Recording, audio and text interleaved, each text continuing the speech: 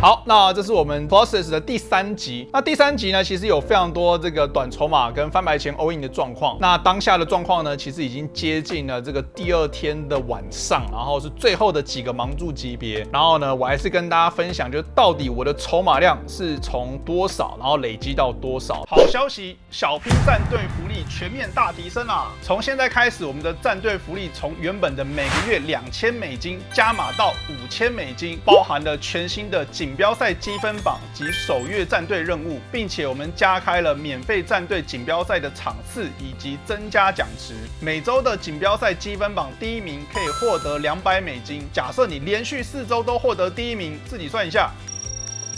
任何最新的战队资讯以及锦标赛积分榜排名都在小 P 的扑克世界官方网站，现在就点击资讯栏加入小 P 战队吧。好，那在这个8万、16万的状况呢，在9人桌 UTG all in 144万，然后这个时候呢，弃牌到我在 CO 位，我有700万的筹码量，那我拿到了1对8，那我认为对上接近9个大盲的 all in， 我觉得应该1对6以上都会跟住。对方会 all in 什么样的范围？我觉得所有的对子，所有的同花 A， 然后可能 A7、A8 不同花以上，然后任何2张同花9以上的牌 ，KJ 不同花 ，KQ 不同花，大概是这样的范围。所以对上这样的范围的话，我觉得最弱的对子1对6是明确的，我觉得1对5可能很接近，然后1对6以上 A10以上，我觉得都是一个很明确的跟注。那当然我们1对8非常简单的跟注。然后这个时候呢，看到 UTG 是 A9 不同花，所以我们就成功的赢下这个底池，然后呢让我来到了接近1000万的筹码量。那这个时候呢，盲注级别升盲到10万、20万，然后呢弃牌到 CO 位的对手，他有280万的筹码量，他直接 all in。先讲一下 CO 位直接all in280万，就是14个大盲。那我们要怎么样去猜想它的范围？首先呢，我会直觉的把它的范围里面的大对子给排除掉。原因是因为我认为有的玩家会 all in 990，但我不确定。我觉得 JJ 以上的对子应该是很明确的不会 all in。那我觉得可能会是一些手对。那你问我什么样的手对是正 EV 的 all in？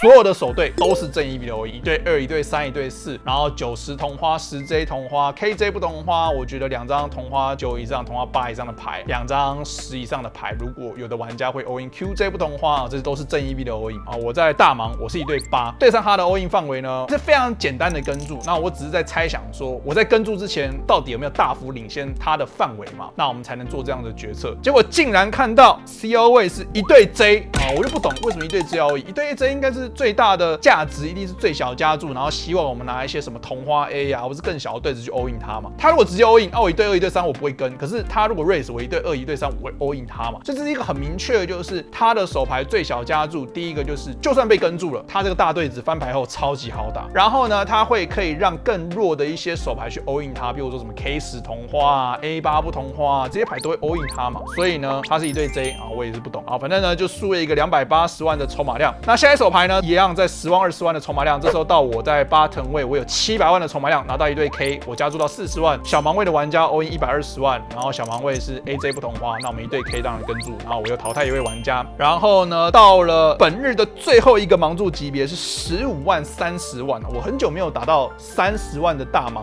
然后还没有晋级到最后一天啊，这非常的少见的一个状况。好，这手牌是什么状况呢？是 low 价位的对手，他有1000万，他加注到75万，也就是说大约是33个大盲有效。然后呢，我在bottom位，我有750万，我有25个大盲，我拿到1对7。那首先来讲，1对7，我有25个大盲对上 low 价位，我觉得预设策略会是什么？如果低于20个大盲的话，会是一个很明确的 all in， 然后我觉得 all in 是比较简单一点。但我觉得超过20个大盲，在有位置的情况下，我认为1对6、1对7，甚至是1对8，我很有可能都会考虑跟注。如果说我要3次下注，或者是我要 all in 的话，我觉得1对9以上会是一个更明确的一个分界点。那我觉得1对7，基本上我有bottom位，我又会打牌，所以我根本不用担心，所以我选择跟注。然后呢，这个时候小盲位的玩家，他有320万的筹码量，大约是10个大盲多一点，他选择了 all in。然后 low 价位的玩家想了一下之后，他弃牌。其实我觉得他在这边能够加注到2.5个大盲的手牌，我觉得应该都可以跟注对上小盲位的范围。当然有可能第一个他加了一个过宽的范围，或者是他打得比较保守，我觉得都有可能。但不管怎么样，这时候弃牌到我就要去想，小盲位看起来就是一个年轻人啊，他是不是是比赛常客我不知道，但看起来一定就是会打扑克比赛的人。那我觉得对上他的范围，我们要做猜想才能够决定要不要跟住这个1对7嘛。那我觉得对上他的话，以一个预设范围，我觉得很多玩家在这个地方可能所有的对子都会 all in。那我觉得所有的对子可能会是一个错误，但是这是一个很常见的错误。但至少我觉得他4455以上的对子应该都会 all in。然后很多的同花 A 啊，比如说 A8、A9 同花，或者是 A10不同花，我觉得这种玩家都会 all in。再加上就是第一个，我的1对7是很有可能领先他的范围。第二个就是翻牌前的加注尺寸是比较大的然后翻牌前加注的玩家又有弃牌，所以代表说有更多的筹码在这个底池，也就是说相对来讲冒的风险其实并没有这么大。然后再加上我又有可能领先他部分的范围嘛，所以我1对7呢，我决定呢还是选择跟注。然后这时候看到小盲位是 A10不同花，然后我们1对7就成功的赢下这个底池，然后呢刚好也是最后的几手牌，所以我们就顺利的晋级到第3天。那在第3天的筹码量呢，我有1100万，所以我们有1100万的筹码量晋级到第3天。今天我们要来继续讲解我们第3天在400买入的 Colossus 发生了哪些有趣的手牌。首先呢，第2天结束的时候呢，大约剩下80位玩家。那开始的盲注级别呢是20万、40万的盲注级别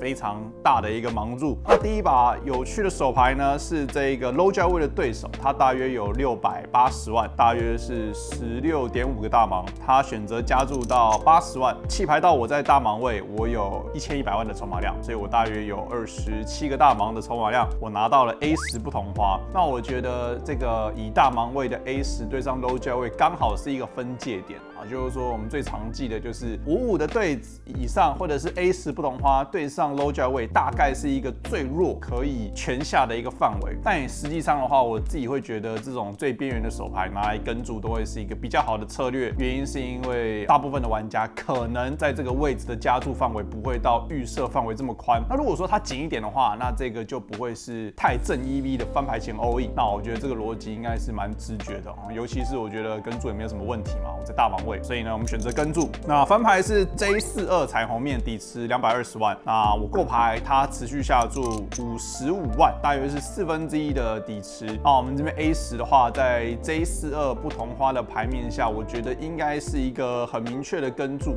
原因是因为我们今天我们的 A 是比较好的 A。那如果说我今天是比较弱的 A， 尤其是没有卡顺的所以说就是 A6、A7、A8，大概是这3手牌是我唯一会弃牌的 A。那如果是 A3跟 A5， 那我们有卡顺会跟注。那如果是 A10以上的话，应该都会跟注。那当然 AQ 的话，翻牌前就会 all in 了。所以其实我觉得 A10的话，刚好就是一个很不错的 Ace High， 然后可以跟注，然后又预期可以赢它很多的范围。好，所以我们选择跟注。转牌是一张不同花的9，底池330万，我过牌，然后他也过牌。那我觉得这是一个非常好的迹象就是代表说他应该没有很强的手牌，然后我们的 A10 High 是有一个摊牌价值。那合牌是一张 Q， 这时候我又过牌，他又过牌，然后我就先开牌，我是 A10， 然后他是 A9不同花，然后他转牌中了一张9，所以他就赢下了这个底池。下一手牌呢也是在20万、40万的盲注级别，然后这一手牌发生的状况呢是弃牌到我在小盲位，我有650万的筹码量，然后我拿到了 Q6不同花，方块 Q 梅花6。Q6在小盲位呢是一个很明确不能够弃牌的手牌。那这手牌我认为如果说在12个大盲以下，应该会是一个直接 all in。那如果说超过12个大盲、13个大盲以上的话，我觉得就是不能够 all in。那不能够 all in 的话，我觉得可以选择加注或者是平跟。那我自己的习惯是，我觉得这一些比较弱的范围可能拿来平跟比较好。然后呢，当下我选择了平跟。大盲位的玩家呢，筹码量比我多，他选择过牌。那翻牌是 J6方块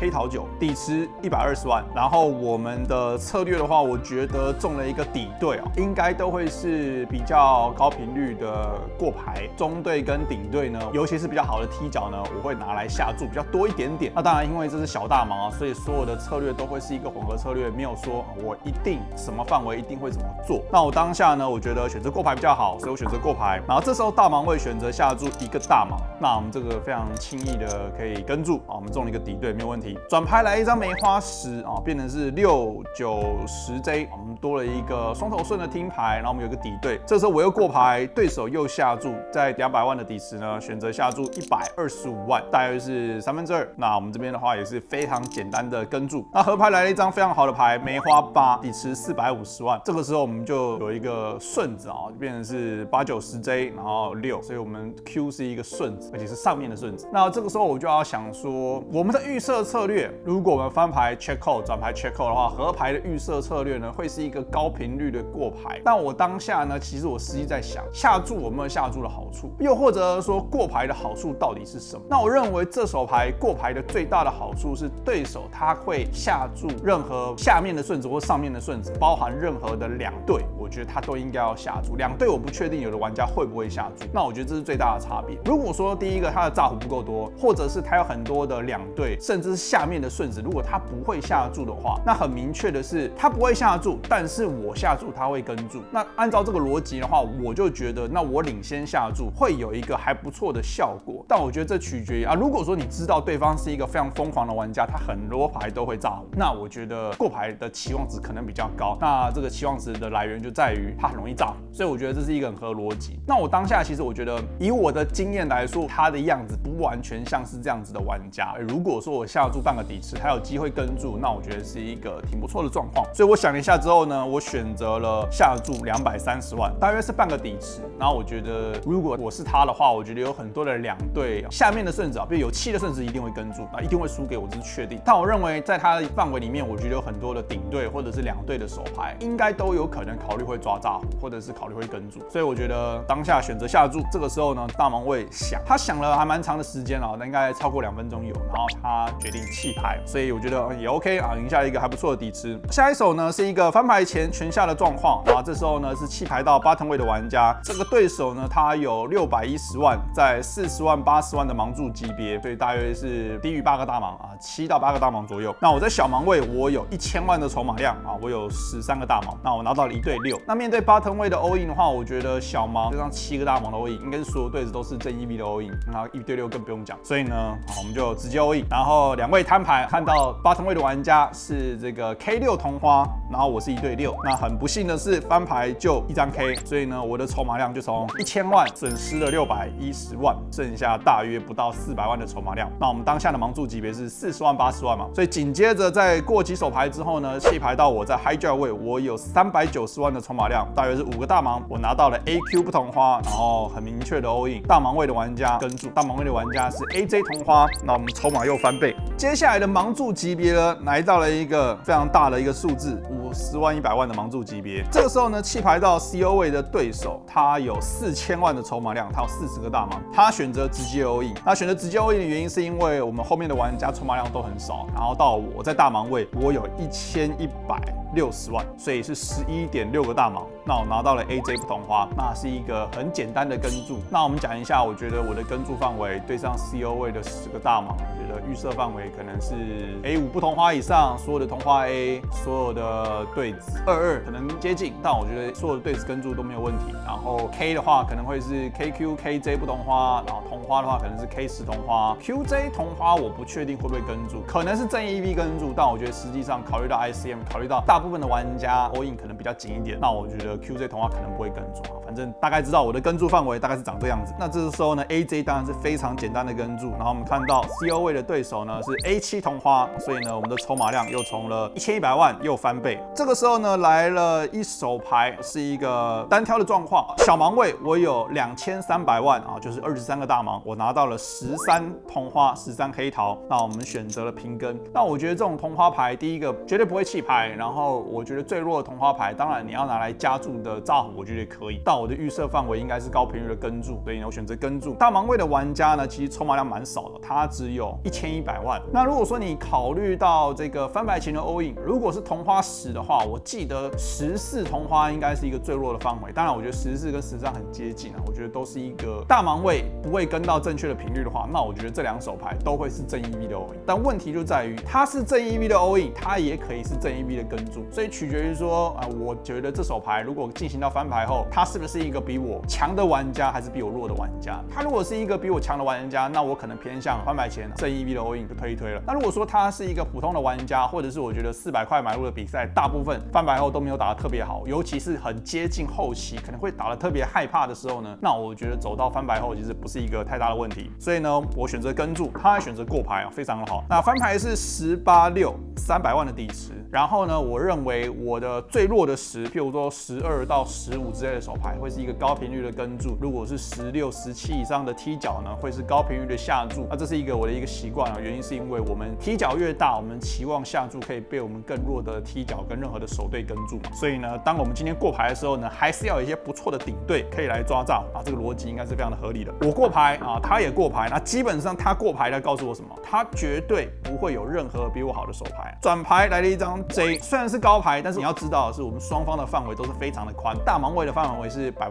嘛，因为他大盲他过牌，扣掉前30%到40%会加注的手牌范围。所以转牌 J 的时候呢，我觉得一样的逻辑哦，只要是越多的高牌，然后对他的范围其实不是很有利。那我觉得对我来讲呢，我可以有更多的炸胡，当然我也可以价值下注。那同时呢，我觉得如果我今天过牌的话，看对方会不会炸胡吧。对弱的踢脚拿来过牌也是可以的一个策略。所以我转牌又过牌啊，他又过牌，那合牌来一张 K， 所以是越开越高牌。然后我会觉得说，当然合牌的状况就在于说，他会不会合牌的炸胡，我觉得不一定会。但是我很明确的是，我这个10的下注，它的任何的有摊牌价值的，假设他今天有一些 S 嗨，或者是有一些6的对子，或者是8的对子，他一定会跟注。所以呢，我想了一下之后呢，底池300万，我选择下注150万，然后对手跟注，我就开盘了。然后我开牌了之后呢，对手看到我的牌，然后就弃牌。所以我觉得小大盲会是一个对于所有的玩家应该是最困难，或者是最不知道怎么做。那我觉得这个很正常，原因是因为小大盲双方的范围都比较宽。那我觉得大家应该要多花一些时间在学习这个状况，因为我觉得这是最容易出错的一个环节。下一手牌一样在50万、100万的盲注级别。那这个状况呢是 CO 位的玩家，他有770万的筹码量，他选择了 all in， 就是7.7个大盲。那我在小盲位，我有2500万，25个大盲，我拿到了1对3。那我觉得这个时候我会去看一下大盲位的筹码量，大盲位的筹码量呢是700万，所以这一手牌的有效筹码量才7个大盲。那我们就说过了，对上 CO 位，我觉得所有的对子都是正 EV 的 all in， 那当然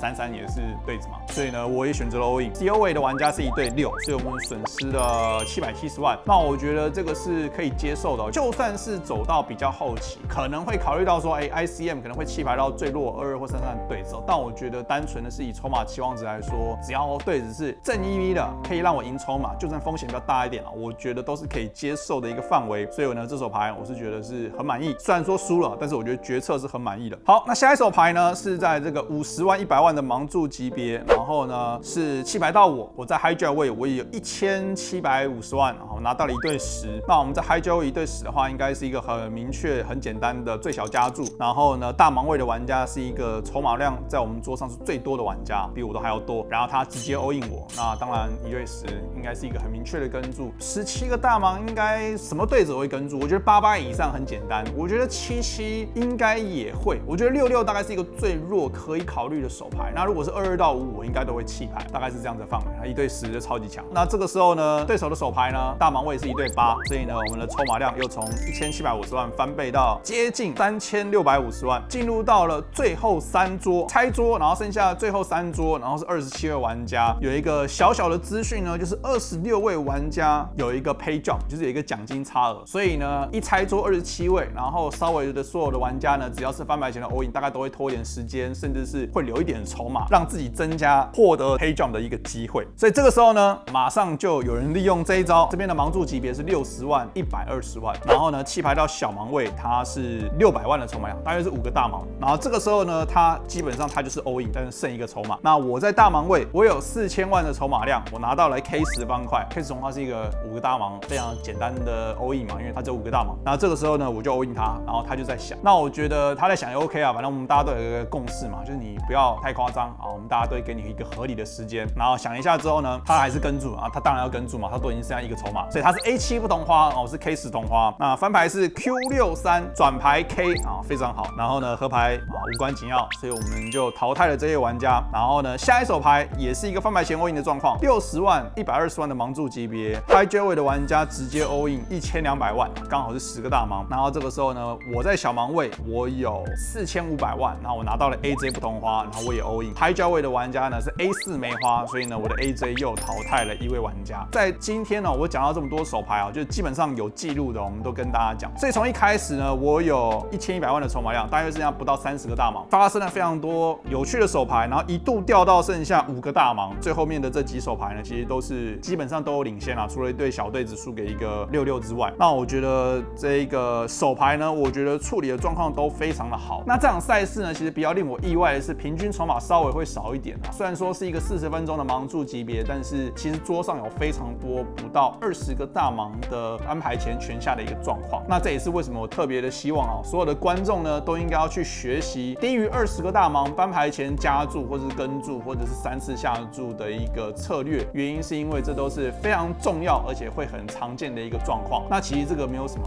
特别的技巧，我觉得这边的这种预设的策略跟应对策略呢，都是靠记忆。所以呢，我也会觉得这是一个非常重要，而且需要学习的一个小技巧。那如果说你对于这些翻牌前不确定的话，我觉得你都可以去看一些，包括像是 ICMI 的这种电脑软体呢，可以去学习，或者是你也可以订阅我的课程。我们的这个订阅营呢，有非常多的这一些翻牌前的一些状况。那如果说你不知道怎么做决策的话，你可以看我的影片，然后看我怎么去解决这些状况。你也可以就是顺便一起学习。好，以上就是这个 Colossus 第3天的精彩手牌。那还没有结束，我们接下来呢会把所有的手牌呢再跟大家分享啊。如果说喜欢我的影片的话，记得一定要订阅分享。如果你有任何相关的问题，欢迎在这一支的影片下方留言。如果说你想要问我手牌的话，欢迎到我们的 Discord 手牌投稿区投稿你有问题的手牌。我是小 P，大家拜拜。